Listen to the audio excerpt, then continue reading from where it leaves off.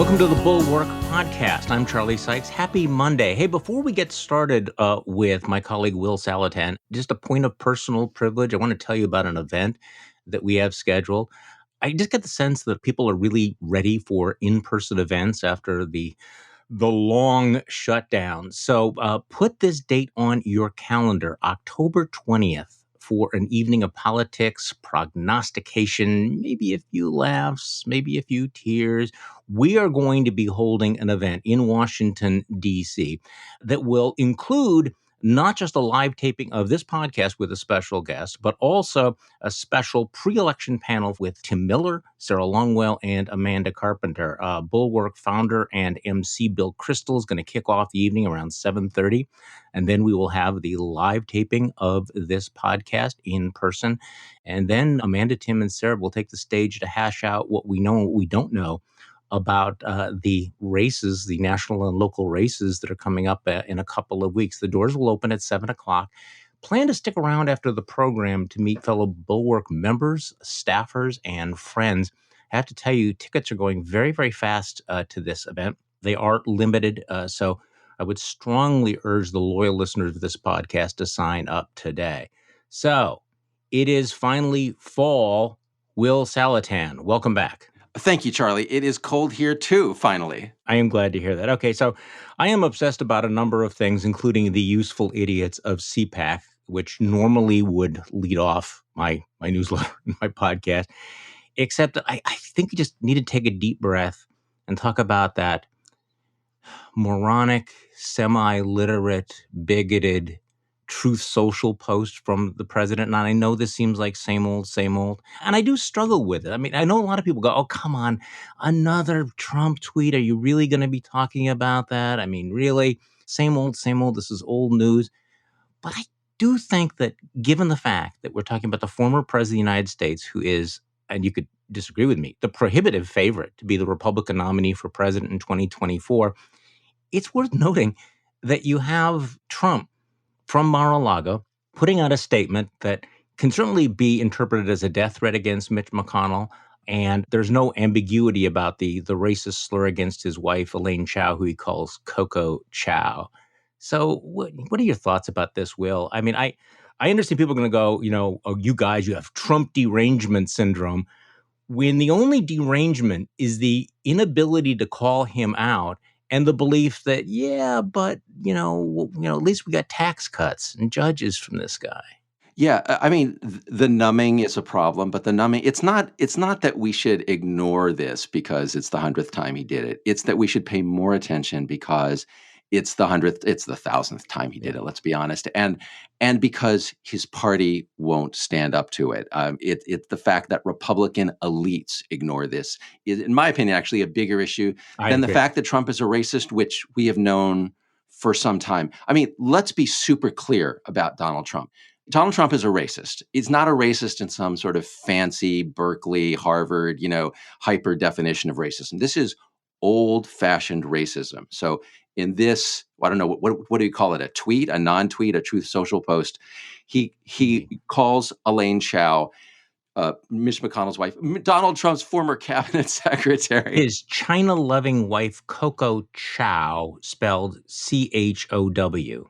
In case there was, and by the way, this is the second time last week that he referred to her as Coco. He put out people didn't notice when he actually linked to this screed from the Federalist implying, Mitch McConnell and Elaine Chao, China, et cetera. And he pushes this out earlier in the week and called her Coco. So he felt the need. Apparently he didn't get enough buzz out of that attack. So he had to do the, death wish. You have a death wish and your China-loving Coco Chow wife, and here we are. Yeah.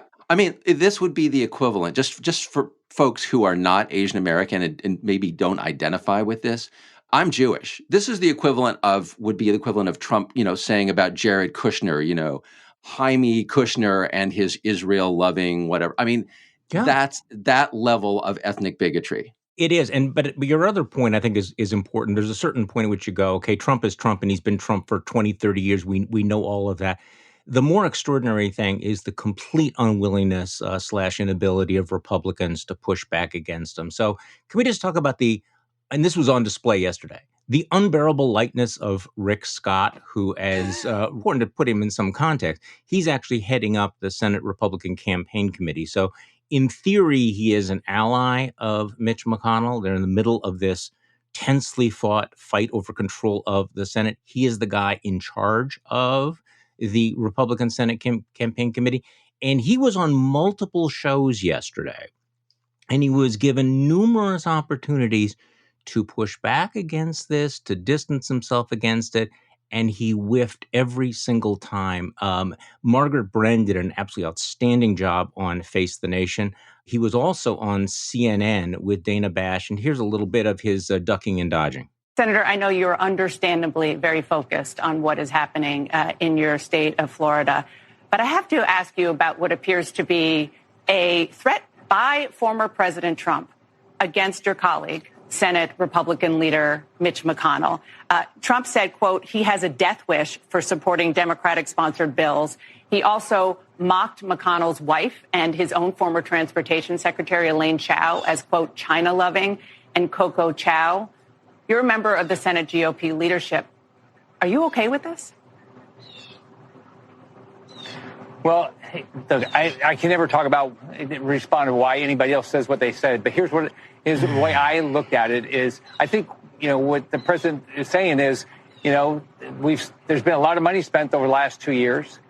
We've got to make sure we don't keep caving to Democrats. It's causing unbelievable inflation and causing more and more debt. As you know, the president likes to give people nicknames. You can ask him how he came up with the nickname. I'm sure he has a nickname for me.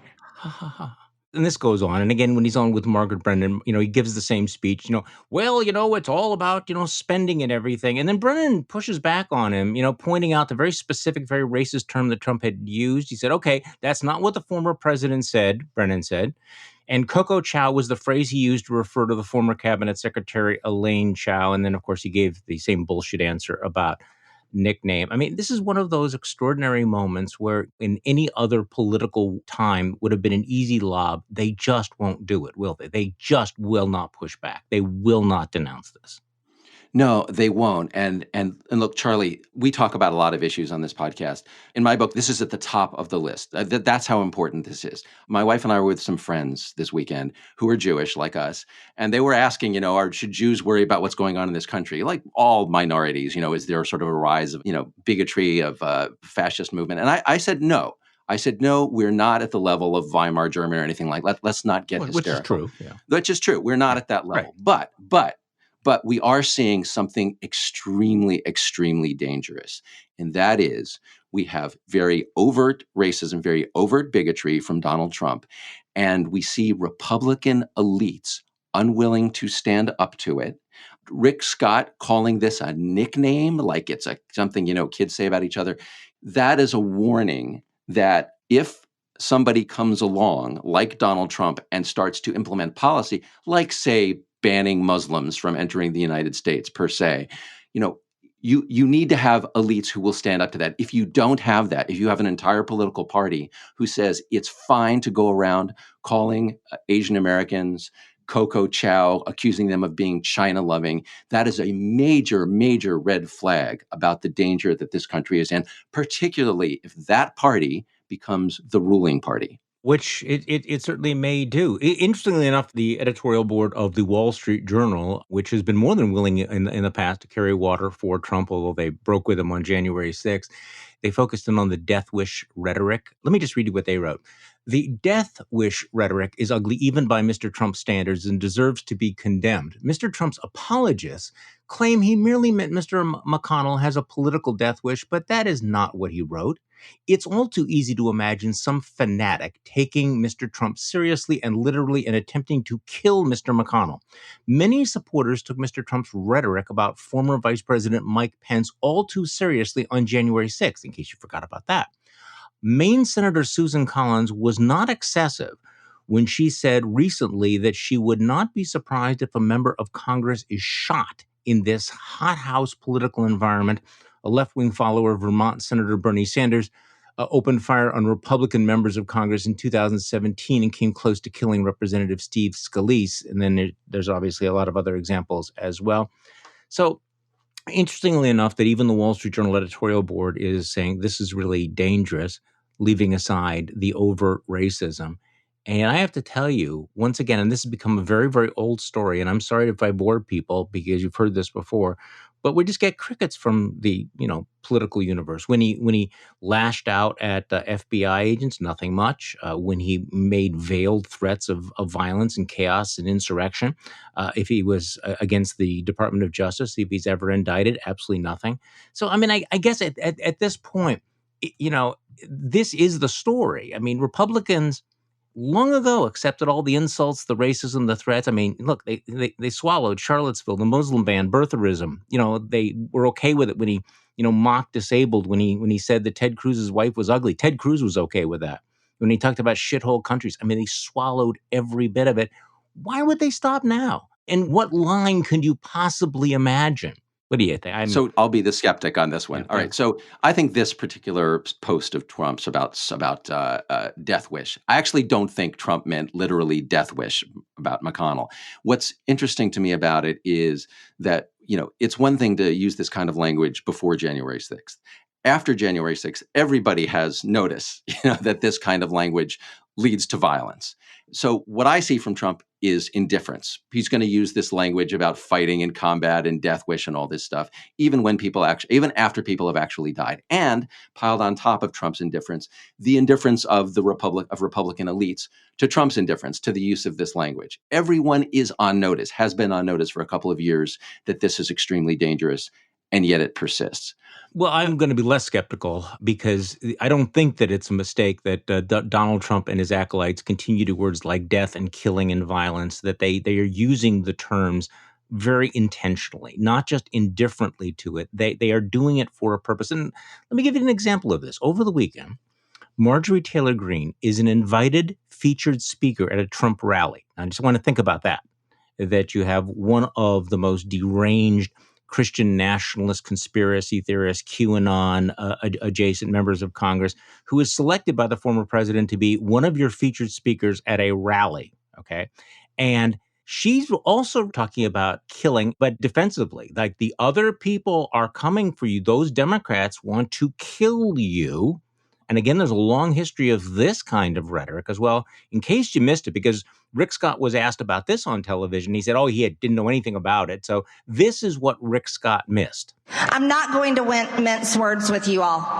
Democrats want Republicans dead, and they've already started the killings. An 18-year-old boy was run down by a Democrat driver who confessed to killing the teenager simply because he was a Republican. Even right here in Michigan, just last week, an 83-year-old woman was shot in the back for advocating for the unborn. Yep. Joe Biden has declared every freedom-loving American an enemy of the state. But under Republicans, we will take back our country from the communists who have stolen it and want us to disappear.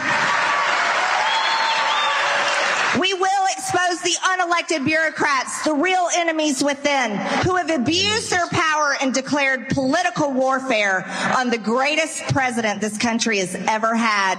Will, I'm sorry, I just don't detect a lot of subtlety there. No, I will. That's just me. I'm going to draw a distinction between what Trump posted and what Marjorie Taylor Greene just said. I completely agree with you in her case. Look, history shows if you want to incite people to kill other people, one of the first things you tell them is those other people are going to kill you. Those other people are trying to kill you. I'm thinking Rwanda. Absolutely. The Hutus and the Tutsis, the great example. And so that's what's going on here. The other thing I want to point out about what she's saying there is, for all of you folks who don't watch Trump rallies, and God bless you, you have better things to do, this is this kind of language Donald Trump has been using for years about illegal immigrants, right? He'll go through the newspaper, they'll find stories of some illegal immigrant who committed a rape, a murder, and then they'll use this language to get you to hate all illegal immigrants. Now, in that case, there's the question of whether people are in this country legally. Here we're talking about Democrats. Everybody in America who's here legally, who is on the left side of the political spectrum. Marjorie Taylor Greene's language is very explicit. Democrats, per se, want Republicans dead. They are killing you. That is absolutely incitement to go out and murder the Democrats before they murder you. And again, you don't need a large number of deranged people to take that seriously and literally. You only need a handful. And this is something that every sane grown-up understands. And clearly, the people within MAGA world, at best, don't give a shit. At worst, want to use the threat of menace in order to get their way, in order to intimidate their opponents. Okay, so speaking of other deplorable things over the weekend, I was actually planning on writing about this before the whole Coco Chow thing, but the useful idiots of CPAC posted a tweet, and their timing was interesting. I mean, they waited until after Vladimir Putin gave that weird in the bunker rant about holy wars and everything, and we're getting more and more evidence of war crimes, of mass graves, of the bombing of civilians in a car caravan, and so CPAC posts Friday, I think. Vladimir Putin announces the annexation of 4 Ukrainian-occupied territories. Really? When you think about that, that's Putin's line. That's Russian propaganda that these are Ukrainian-occupied territories. It's fucking Ukraine. Okay, and then the second sentence is, Biden and the Dems continue to send Ukraine billions of taxpayer dollars. Meanwhile, we are under attack at our southern border. When will Democrats put hashtag America first and end the gift giving to Ukraine? Now, they deleted that, and Matt Schlapp came up with some bullshit about, being on the road and something like that. But, that once again, this is a reflection of what I think is going on in the MAGA right. The id of the right has become incredibly hostile to Ukraine. And even with all the evidence of what the Russians have done, and even with the war changing hands, they are pushing for, I don't know, they're pushing out pro-Putin propaganda and encouraging us to bug out. Yeah. Okay. So what CPAC is doing here, and what's going on Fox News, what's going on with J.D. Vance and Donald Trump Jr. and a lot of the right, is they're finding propaganda, they're finding spin that happens to coincide with the interest of Russia, of Vladimir Putin. That CPAC tweet is the kind of thing, if you had political consultants who said, here's how you can frame what's going on in Ukraine in a way that will serve the Republican Party, you would come up with language, that happens to coincide with your interests. They're doing the same thing here, but they're doing it in a way that like gift giving. Okay. Really, we're giving a gift to Ukraine to give them weapons to save their lives, to fight off the Russians. But that's the kind of spin a political consultant would tell you to put in your tweet if you are serving not the Republican Party, but Vladimir Putin. What will induce people to be less willing to support Ukraine? Well, let's call it gift giving, right? What language will make them less willing to defend those Ukrainian territories? Let's call them Ukrainian occupied. It's highly mysterious, highly intriguing to me that this is what's going on the right, serving the interests of Vladimir Putin. I don't know why they're doing it, but they're clearly doing it. Yeah, let's acknowledge that there is something almost mysterious about it, and yet there's something very transparent about it, which is that anything that Joe Biden does, they're against. And so therefore, their hostility to the Biden regime is so intense that they are willing to side with our enemies. And we've seen this again, of course. We have this long history of Donald Trump's bromance with Vladimir Putin, which is also in many levels incomprehensible.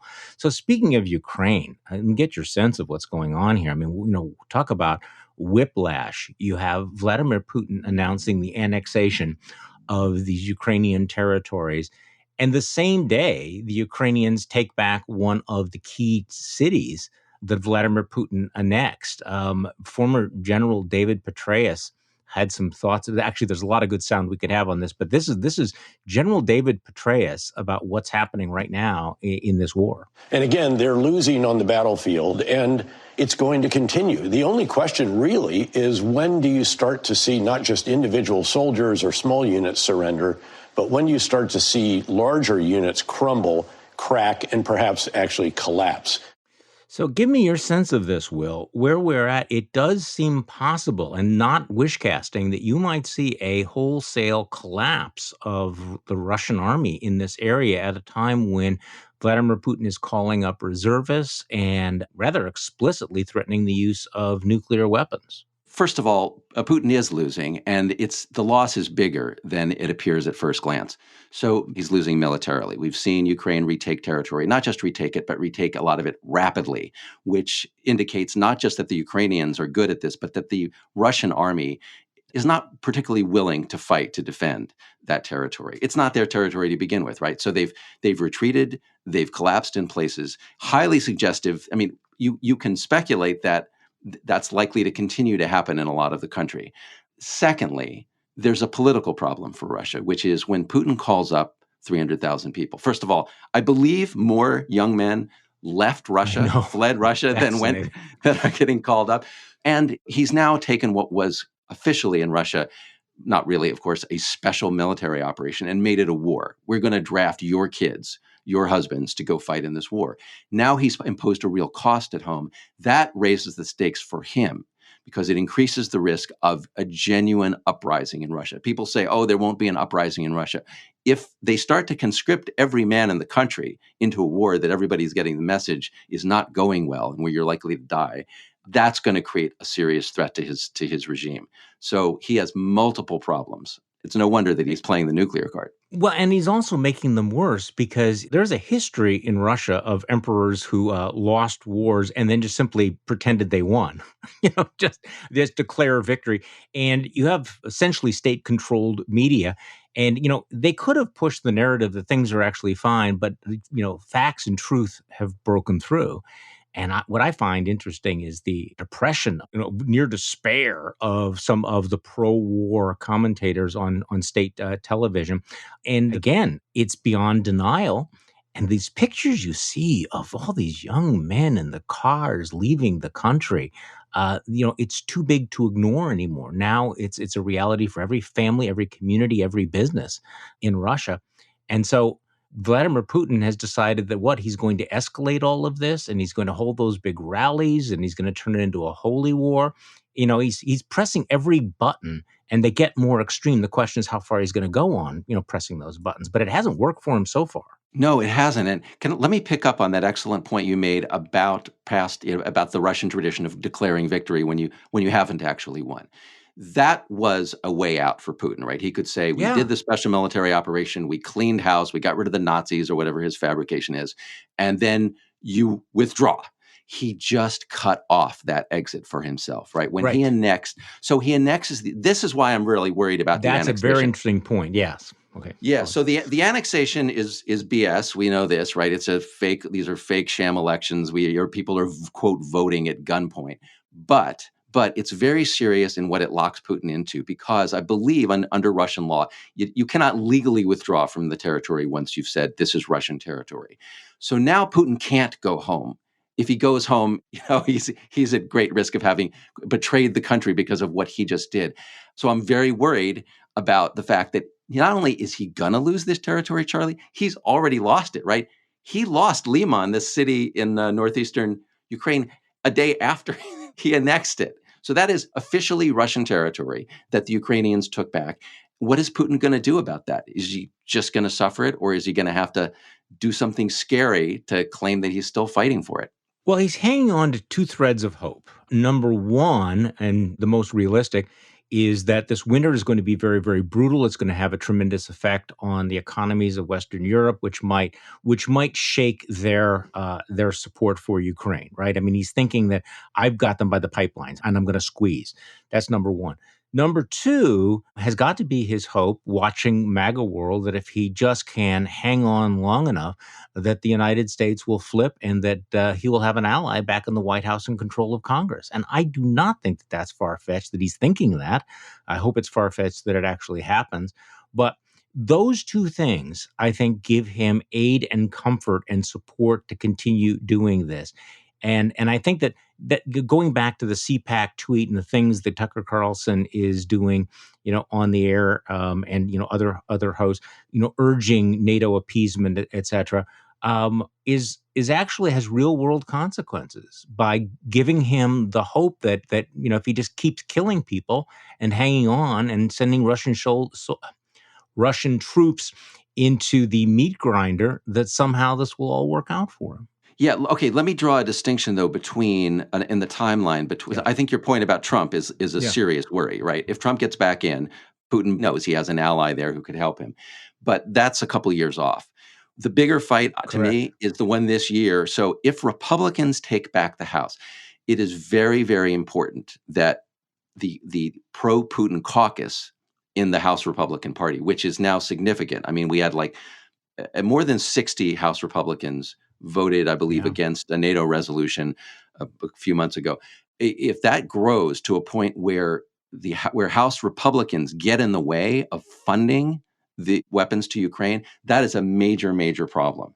So that could happen this fall. It's another reason to keep Republicans out of power. And then in 2 years, if Trump gets in, all bets are off. So should we turn to domestic politics for a moment? Sure.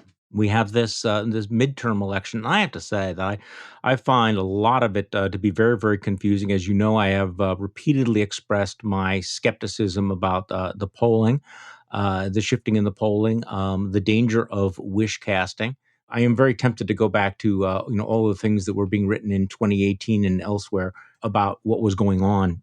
How Democrats were going to win the governorship of Florida and Georgia. And yes, it was a good year for Democrats, but they got way out over their skis. Or the wish casting about Senate races that turned out not to be close at all.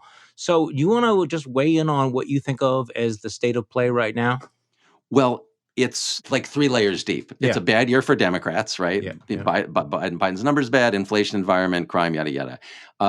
Given that, on the other side, the Republican candidates in a lot of these races are not good because it's a sick party. And that's helping Democrats do better in the Senate races, at least, than they would otherwise. However, third layer of the analysis, it's absolutely true that over the last month, the numbers have moved in a Republican direction. Probably what we're seeing is that the national environment is starting to have more of an effect, even in races where you have a bad candidate. So even Herschel Walker is doing better because he's a Republican and people are voting Republican. What do you think? I agree with you. And I think that I'm resisting saying something, if only you had been warned. But I'm looking at Josh Kraushaar's latest posting in Axios that Democrats are facing fresh problems in 2 pivotal Senate battlegrounds in which their members are facing attacks for being too progressive. What's happening in Wisconsin? Republican Ron Johnson has pulled ahead of Democrat Mandela Barnes in the latest wave of public polls. In Pennsylvania, recent polling suggests that Democrat John Fetterman's double-digit advantage over Dr. Oz has shrunk to a statistical tie. Obviously, this is huge because if Republicans hold Wisconsin and Pennsylvania, Republicans would need to unseat just one Democratic incumbent. Now, this piece talks about facing attacks for being too progressive. I think it's more specific than that. Here in Wisconsin, there is an absolute avalanche of ads on the issue of crime, defunding the police, ending cash bail, paroling criminals. It's happening in the Senate race and the governor's race. In Pennsylvania, my understanding is that that's also the focus. Crime all the time, focusing on positions that both Fetterman and Barnes have taken multiple times in the past that make them look weak on those issues. And frankly, it's killing them. But again, this was completely predictable, especially when Democrats chose somebody like Mandela Barnes, who is, as I've said, and I can't speak to Fetterman in the same way, but Mandela Barnes is an Oppo researcher's dream. And there was just a huge amount of denial about that. And I'm sorry, when people were saying, well, look, he's competitive or he's ahead, and I say, well, wait till they drop the $10-20 million worth of Oppo research on all the things he said in the past. And that's happening now. So surprise, surprise, he's fallen behind in a race that Democrats should win. But go ahead. Okay, so let me back off and concede to the Wisconsin expert. You were right about this race, and I was wrong. Well, maybe not yet. It's not over yet, but I mean, it's not over, but it's already worse than I thought. I was looking at a Trafalgar poll from like a couple of months ago that the poll that is designed to unskew the election, right? Mm-hmm. And that poll showed Mandela Barnes ahead. Since then, underlying factors, the national environment, crime, his Oppo researcher's dream background, as you're pointing out, those factors have come into play. And those are also coming into play in other races. I think that there is a distinction. I was looking at the NBC polling state by state. Wisconsin was the worst of the 3. Pennsylvania, Fetterman's still up. Georgia, Warnock's still up. So it matters who your candidate is. It matters how bad the other candidate is. You can be doing badly in a national environment, still have a good enough candidate relative to their candidate that when the water comes up, you're still above water. And that's still true in Pennsylvania. I think still true in Georgia, not true anymore in Wisconsin. But secondly, Charlie, there was a thing called the Bill Clinton Democratic Party where Bill Clinton went out of his way to own the middle, right? And he would say things like, we're not for defunding police. We're for funding police. By the way, Joe Biden has said this, but he doesn't say it loudly enough, persistently enough, strongly enough. And maybe he needs to do some triangulation about it. But Democrats need to be in the middle of the spectrum saying, we are for the police. We are for protecting you. That is not a compromise of our values. And that would save you Senate seats and you would be able to do the rest of your agenda. Okay, well, this is something that we've been arguing for some time, and Reed Teixeira has been writing about this again and again. And by the way, just a little quick preview, I'm having him on the podcast on Wednesday. And one of the questions I want to ask him is, why is it so hard for Democrats to come up with an effective message on A, crime, and B, the border, immigration? Because I think they're being hurt on both of those, leaving aside the whole Ron DeSantis, cruelty is the point stunt. But his point has been that, your average swing voter is sort of, a 50-year-old, white working class voter in places like Michigan and Pennsylvania and Wisconsin. And you've been losing them. And you've been losing them at a fairly steady rate for a very long time now. And yet, rather than adjusting the message on some of those issues that are killing you, Democrats, I think, have retreated into their alternative reality bubble. Do you disagree with me on that? I mean, I just don't sense that they are willing to engage on some of the issues that Republicans are just hatcheting them on at the moment. No, I agree with you on this. I think that Democrats have decided that they can get away with being the party of rights, like the rights of immigrants, the rights of the criminal justice system, criminal justice reform. They think there's been a sea change in public opinion about crime. I think that's wrong. People always want security. People always want police. And if you don't establish yourself as a party that also cares about security, that will also protect ordinary people from crime, if you're not tough on crime, as Democrats, many were 30 years ago, you will pay a political price, and you will lose not just on that issue, but multiple other issues. Okay, so you came up with a soundbite that I want to play here. I don't watch Fox News at all. I will admit it now. But they have an immigration reporter named Bill Malugin, and he was on over the weekend talking with Shannon Bream about the Biden administration and the border. And I want to play that and get your thoughts on it. Again, this is one of those rare moments where we have a Fox News clip that is not Tucker Carlson. This is a reporter named, again, Bill Malugin talking with host Shannon Bream. One of the Democrats who did talk to you is Congressman Henry Cuellar, because he is a Democrat down there in Texas. He is seeing this firsthand. Here's a bit of your exchange. This is our administration. I'm a Democrat. And, they need to understand they own it now. They own it now. And they have to take the steps to correct this. Otherwise, when are we going to see an end to this? And one of the things that you talked to him about is the DHS secretary's response in public versus maybe what he's saying in private or how he feels about this. What can you tell us about that conversation? Some really interesting comments that Henry Cuellar made. Essentially, he said he has had conversations with Secretary Mayorkas where the secretary has told him, look, I know what's happening down there is out of control. It's getting worse. It's not okay. But there's not a whole lot I can do about it because immigration activists have kind of been in the White House, and they are the ones calling the shots right now. So Henry Cuellar essentially says Mayorkas feels like he's got to kind of zip it and just deal with it as the White House moves forward with their plan. And remember, last year we got leaked audio of Mayorkas. He was talking to Border Patrol agents in McAllen in private behind closed doors. What did he tell them when he thought nobody was listening? We're losing. This is unsustainable. If the border is our first line of defense, we are going to lose. The numbers have gotten worse since those comments, but he goes out to the American public and says the border is secure, and he testifies under oath that we have operational security of the border. Those are two separate things. Will, what do you make of that? Well, he's That's right, bad. and Charlie, you were talking about not watching a lot of Fox News. You shouldn't have to watch Fox News to hear about this issue, and yet you do. That's really a good point, because My sense is that if you watch certain other cable channels, it never comes up, ever. It's like invisible, right? Yeah. Yes, and this for folks who don't know, this is how a lot of politics works. Politicians decide, they own that issue. This is our issue. Like, that's a bad issue to talk about. You watch Republicans on abortion right now. They've clearly decided not to talk about abortion because that's going to hurt them. So Democrats have decided we're not going to talk about the border. That's a bad issue for us. Charlie, I just think that's a fundamental mistake, because when you back off, I love the language that Henry Cuellar used. Henry Cuellar, a Democrat, a Latino, representing a border district, says, we own it, right? Own the issue. If you don't own the issue, look, one of the basic rules in life is if you don't take control of a problem, someone else will take control of it, and you may not like what they do. Democrats absolutely need to take control of the problem of border security, a real problem. How? How do they do that? Well, look, there's a large conversation that we need to have about the asylum system and whether we have the resources to cope with the number of people who are coming in at the rate they're coming in, right? Trump's solution was remain in Mexico.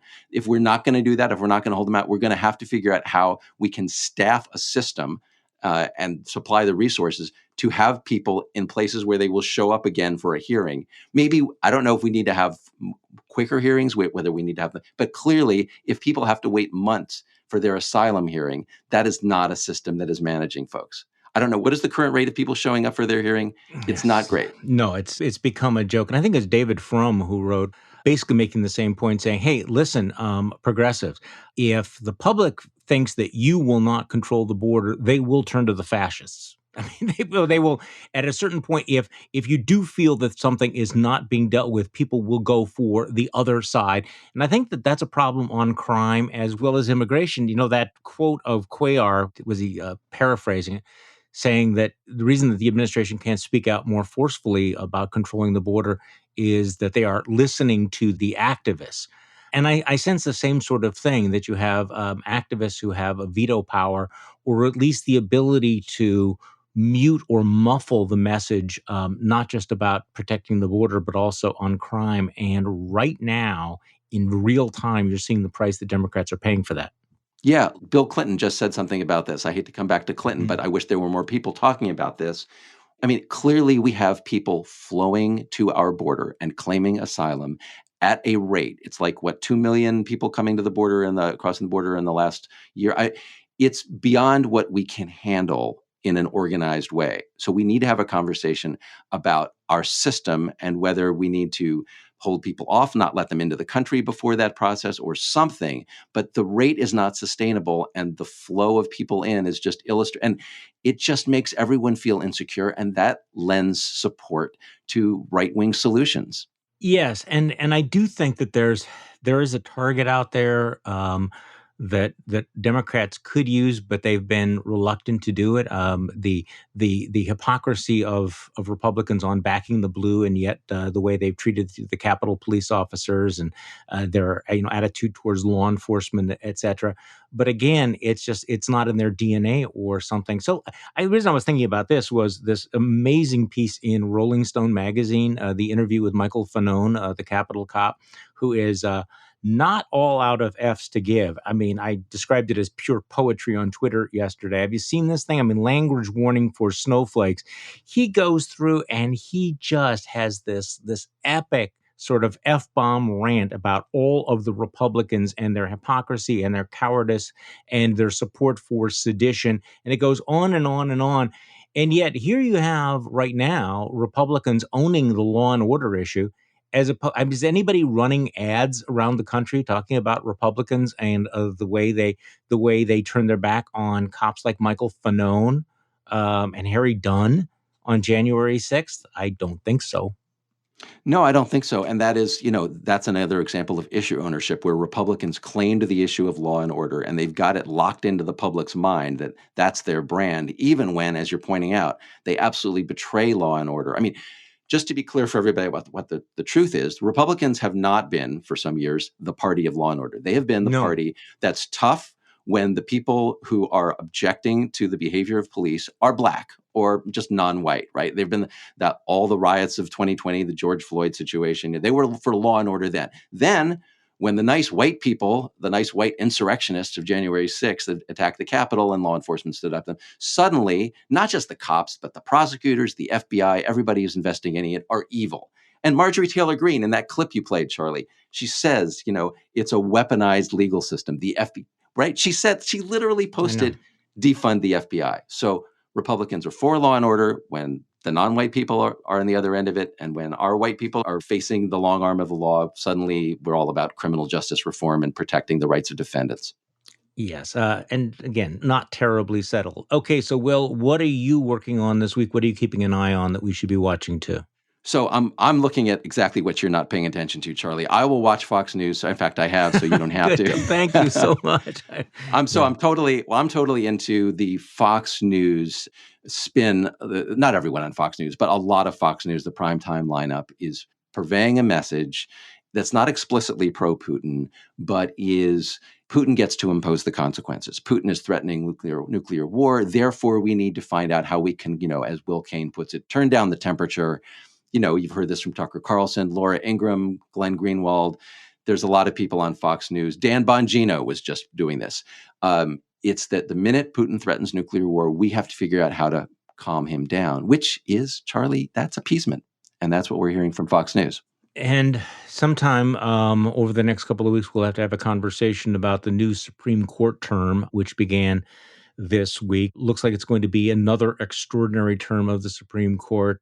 Lots of interesting commentary about how shaken some of the justices were by the blowback against some of their decisions last time. But there's no indication that the new majority is going to moderate its ambitions in any way. So strap in, because we're about to have another ride on the SCOTUS train.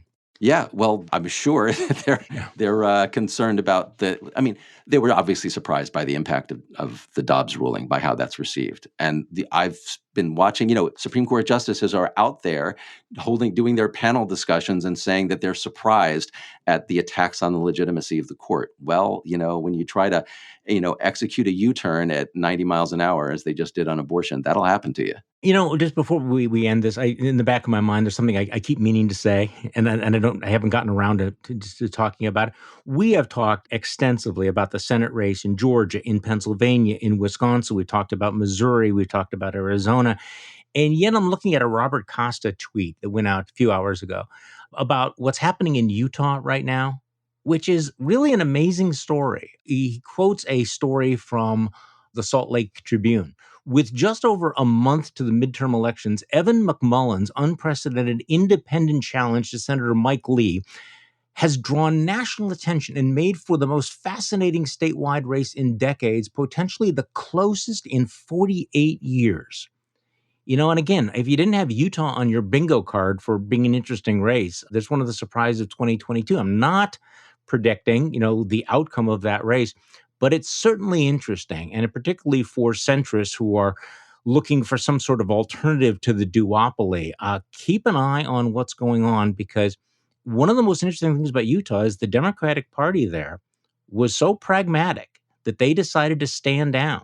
They knew they could not elect a Democratic U.S. senator, so they backed off and allowed center-right candidate, anti-Trump candidate like Evan McMullen to stand up against Mike Lee, who's gone totally MAGA. I love this case. I love that you brought this up, because we need to see test cases. We need to see what happens experimentally when Democrats are pragmatic and when many Republicans are principled. That's part of what's happening in Utah, right?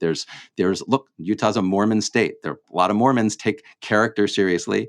They are not Trumpers. If you give them an alternative that is conservative, as they are, but isn't Trumpy, a lot of them will go for it. And if Democrats are smart and say, you know what, we'll go with this guy who doesn't agree with us about other things, but we take seriously that democracy is the most important thing, and he's on our side on that issue, Utah will be a test case of how far they can go with that. Extraordinarily interesting.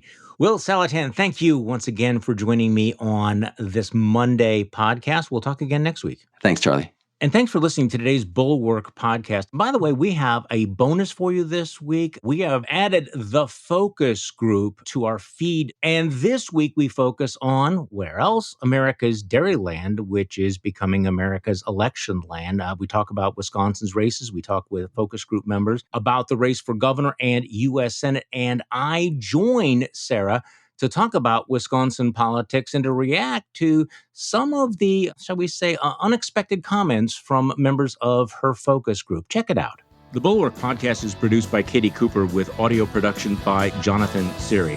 I'm Charlie Sykes. Thank you for listening to today's Bulwark podcast, and we'll be back tomorrow to do this all over again.